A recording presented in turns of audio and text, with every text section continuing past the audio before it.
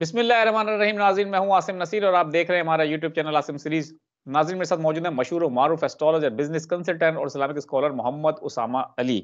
नाज़रीन, उसामा साहब से आज हम जानेंगे खान साहब के हवाले से। उसामा साहब ने बहुत बड़ी बड़ी पेशन गोइयां की थी जनवरी के हवाले से, 25 जनवरी, 26 जनवरी, 27 जनवरी के हवाले से भी कि कुछ बड़ा होने जा रहा है, कुछ बड़ा हो सकता है।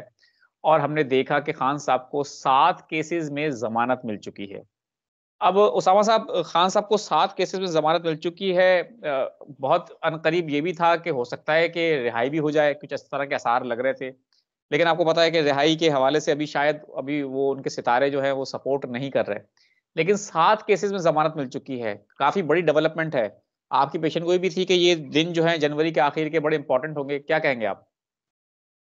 बिस्मिल्लाहिर्रहमानिर्रहीम, अल्लाहुम्मा सल्ली अला मोहम्मद व अला आले मोहम्मद। आसिम साहब, प्लानिटरी तो अदालतों से ही हम देखते हैं ना। हमारे पास हिस्ट्री रिकॉर्ड जो है ना, एस्ट्रोलॉजी की जो साइंस है उसमें मुशाहिदात हैं। उस मुशाहिदे के नतीजे में पूरी दुनिया में हमेशा अदालतों से इंसाफ मिला है। कोई रिहा होना है या जिसको फांसी लगनी है वो अदालत ने देनी है। अब हमारे पास जो इल्म है वो इतना महदूद है कि वो अदालतों तक है कि हम देखते हैं कि जी लीगल हाउस की क्या कंडीशंस हैं और उस पर पूरी हिस्ट्री होती है कि जब जब ये एंगल बने तब तब क्या होता है।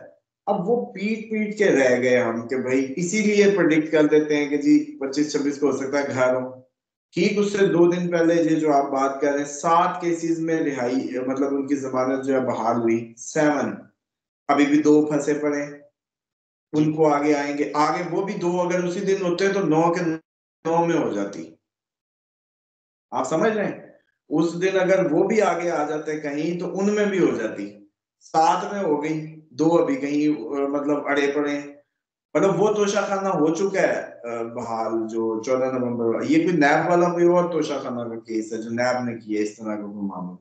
मतलब कम ऑन, समझ से बाहर है कि अब आप खुद देखें कि हम भी चक्कर आ गए हैं कि यार 7 केसेस में एक ही दिन में जमानत हो रही है। हम तो उसको प्रिडिक्ट करेंगे ना कि यार लीगल अगर उस दिन को कोर्ट पे गया तो इसकी इसके हक में, मतलब आप आते हैं हमारे पास कहते हैं जी उसामा साहब बताएं मेरा लीगल साइट। मैंने आपका लीगल हाउस चेक करना था, 6th हाउस की क्या कंडीशंस है, किस किस की उस पे एस्पेक्ट्स हैं, उसको कैलकुलेट करके आपको बता देना था कि जनाब ये कंडीशन है, आपका केस, आपको फांसी लग जाएगी या आप बाहर रिहा हो जाएंगे। अब मसला ये है कि वो 6-7 जो है इकट्ठे केसेस हैं, अगर वो 2 और भी उस दिन रख देते सामने उसमें भी हो जाती। 7 में हुई, वो 2 अभी भी कोई अड़े पड़े। उम्मीद बड़ी है कि अगर वो 2 भी ये प्रेजेंट कर दें, पता नहीं मुझे तो समझ नहीं आती कि इनके वकला इस तरीके से काम कर रहे हैं कि भाई बाहर निकालना है उसको या नहीं निकालना।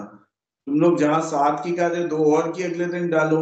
हम पीट पीट के रह गए हैं कि लीगल साइड लीगल साइड।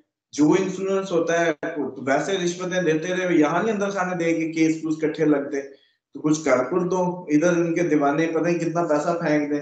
तो भाई वो 7 हुए थे, 2 साथ मिलाए होते तो खान साहब बाहर होते। अब वो 2 जब भी लगेंगे उम्मीद यही है कि उनमें भी और फौरन ही मतलब, क्योंकि ये देखे प्लैनेट ये इंडिकेट करते हैं जो आप कह रहे थे ना, सितारे सपोर्ट नहीं कर रहे, नहीं सितारे सपोर्ट कर रहे हैं।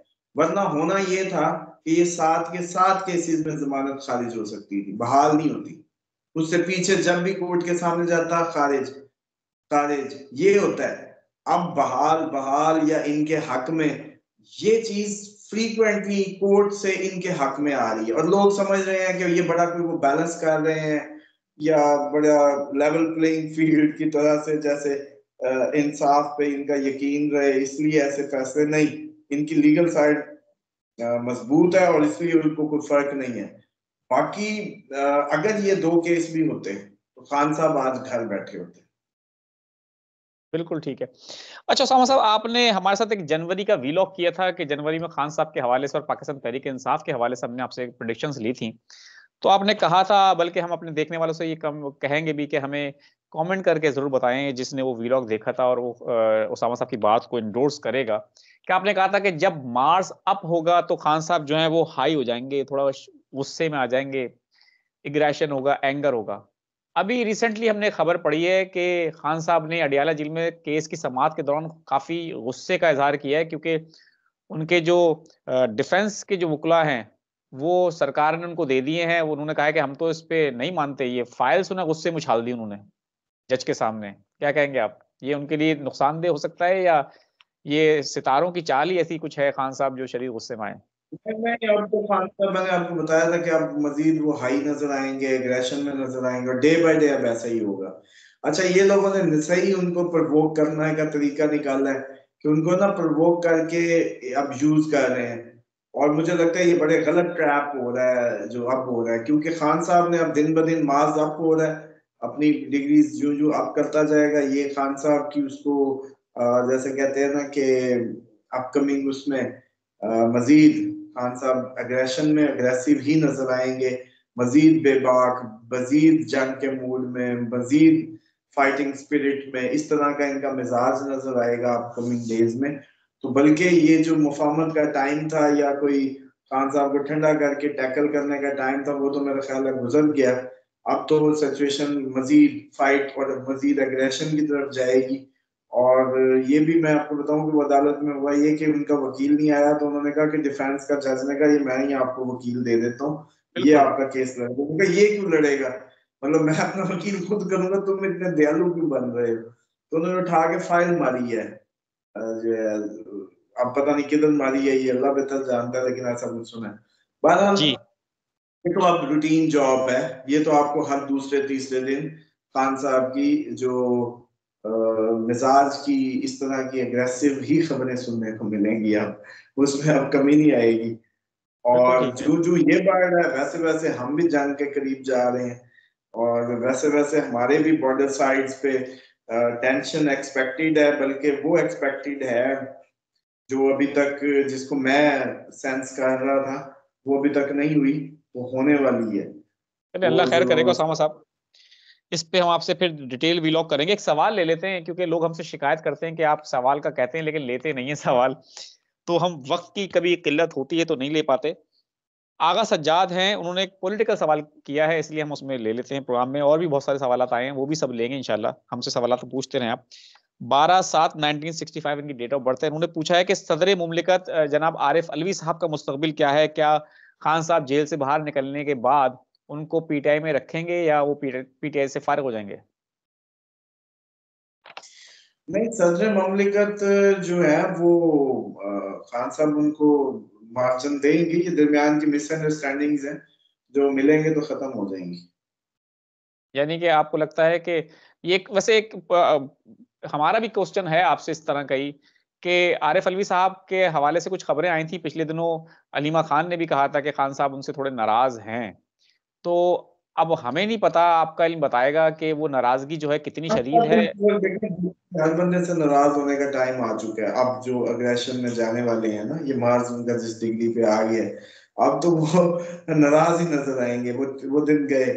और अब तो लेकिन आपको शुरू से ही पता है कि वो थोड़ी सी मतलब उस पे हो जाते हैं इस तरह से। और एक फाइटर को होना भी चाहिए, मैं समझता हूँ, एक फाइटिंग स्पिरिट है अगर बॉडी में।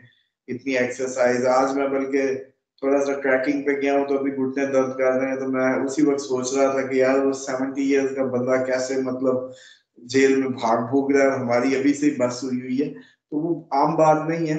लेकिन ये जरूर है कि आरिफ अलवी साहब की और उनकी जो मुझे समझ आती है, जब लास्ट भी आपने एक दफा उनका जब कहा था तो हमने देखा था उनका बर्थ चार्ट, और वो तो उस वक्त ऐसा महसूस होता है कि नहीं, इनकी मिसअंडरस्टैंडिंग्स का मौका शायद मिले, इनको इनको मौका मिले, ऐसा लगता है।